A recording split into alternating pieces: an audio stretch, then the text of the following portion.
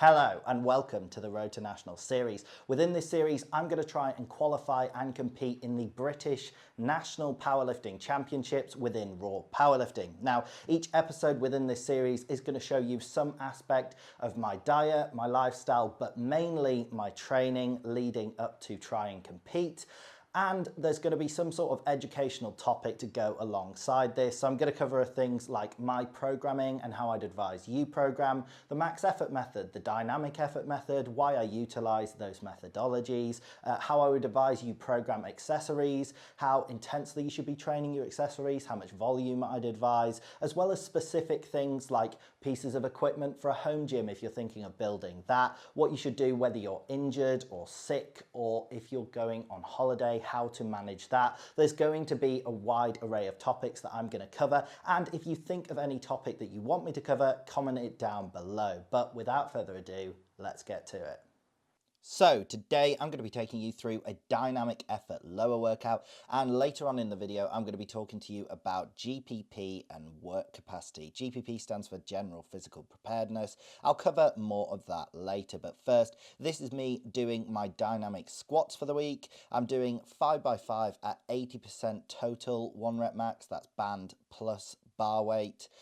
There is 110 kilos of band weight, which is 49% of my 1 rep max. I try and shoot for between 40 and 50% 1 rep max. That's just the chosen percentages I like of band. And then I've got 70 kilos of bar weight, which makes up the other 30% 1 rep max. And 31% 1 rep max even, and it comes up perfectly out to 80% total 1 rep max. So these squats felt pretty good, trying to really explode up. It feels much heavier than it looks. You can see the bar bending a bit. Those bands really fire that bar down. I literally can't even pull the bands up to put them on from the sides. Like in my setup, I have to set the bar really low down and like squat it up. So it doesn't look like a lot of weight because it's just one plate on it, but I'm telling you, I can feel so much resistance with it. And this is really just to help me with my explosiveness in the squats. I'm doing quite a high box. It's 18 inches to the top of the bench or somewhere around there. And I do have lower boxes, but I decided to do a high one because that's basically from my sticky point and it's comfortable. So moving on to the accessories, starting off here with some Good Mornings cambered bar. Good Mornings, I've gone pretty heavy. I've never gone this heavy with Good Mornings before. They felt really good. I felt like I was rounding my back way more forward, and I'm actually trying to allow my back to round a little bit because then as I come back up, I'm working a bit on back extension as well, which is obviously fantastic for squats and deadlifts. The other accessories I've got later in the video are quad extension isometrics, then calf raises, and then hip abductions, banded hip abductions. And while those play, I'm going to talk to you about GPP and work capacity. So GPP stands for General Physical Preparedness, and what it basically means is working on general athleticism. This is particularly important when you are young. So GPP should relate to all sports.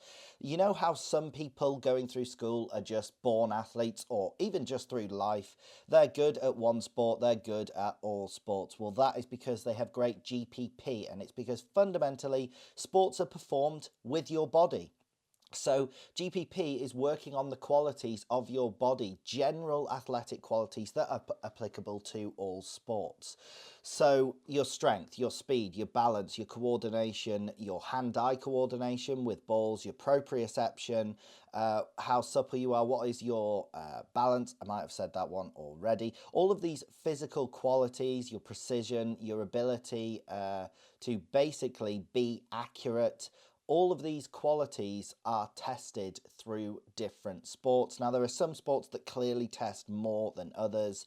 Powerlifting might seem like it's not testing a lot of these, but doing GPP work can improve your powerlifting. One, because you then become just a generally more rounded, more athletic human being. It means that if you slightly misgroove a squat, you've not completely destroyed all of your foundational technique because you have general abilities through different ranges of motion. It means that you're probably going to be good at doing all of your accessories, even when they're in weird positions. You just have a better mastery mastery of your body. But more importantly, GPP work can also increase your work capacity, and work capacity directly improves powerlifting. So what your work capacity is the total amount of work your body is able to output. Or you could be talking about the work capacity of a specific muscle. So you could say, I want to increase the work capacity of my triceps because they always fatigue first. Now, work capacity is not stamina, and it's not muscular endurance. They're linked. Your stamina is like your respiratory ability to keep going, your cardiac abilities like your VO2 max. If you're failing something because you're panting, and you can't breathe, that's a lack of stamina. If your muscular endurance, however, is failing, that is because the muscle has run out of gas. Work capacity is similar to muscular endurance, but what it is you can rest with work capacity. It's how much you can come back and keep doing just more work in a day. How much volume can your body or a specific muscle handle before it breaks down, before you're overtraining and getting too injured or stopping progressing. So work capacity is really good for powerlifting because it can increase the amount of accessories you can do. So if you have a poor work capacity, you might be overtraining if you're training 3 days a week, only like 2 or 3 accessories, because you're so unfit and unconditioned and your GPP is low, you're not an athlete, you are unable to keep doing lots of athletic work, lots of accessories. So that could be holding you back. You can have a bigger training stimulus if you have more work capacity.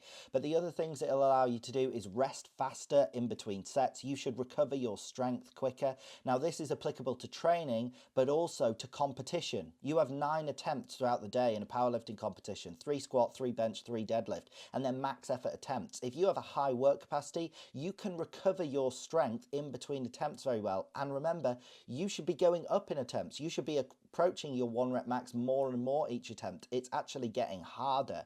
So a good work capacity is really going to help you on competition day. And then also in between training sessions, it's going to allow you to train more frequently.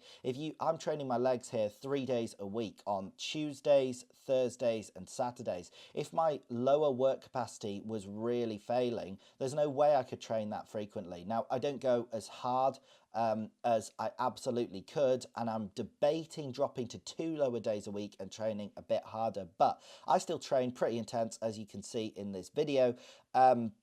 But because my lower work capacity is good, stemming from GPP, I did lots of sports growing up. It's meant that my legs have generally been conditioned. I actually never trained my legs in the gym until about 2 years ago. I did like 5 years of training without doing lower, and my squat has gone up like 100 kilos since I started training it.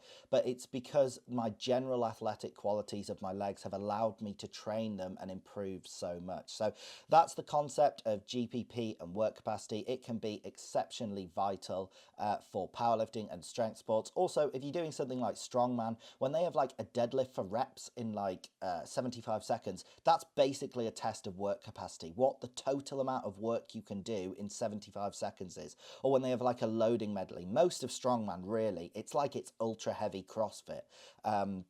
It's basically a test of very high load work capacity, except from obviously when they have like max effort events. So coming back to this video, this is my final set of hip abductions. These fatigued me way more than I thought I would. And that's about it for today's video. I hope you did in fact enjoy the video. If you did, drop it a like, drop it a comment, subscribe, click the bell, all of those good stuff. I'm running out of time, and have a great day.